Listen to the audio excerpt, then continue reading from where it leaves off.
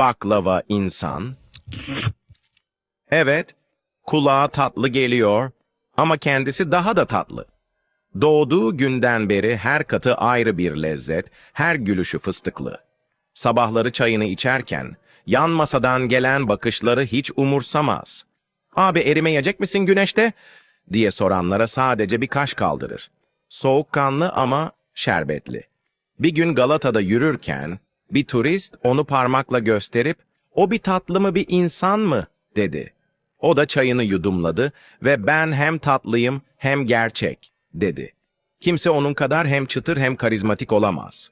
Güneş parladıkça daha çok parlar, rüzgar estikçe tatlı bir fıstık kokusu yayılır.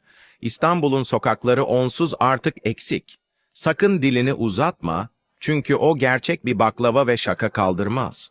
Ama yanında oturursan, belki bir dilim dostluk paylaşır.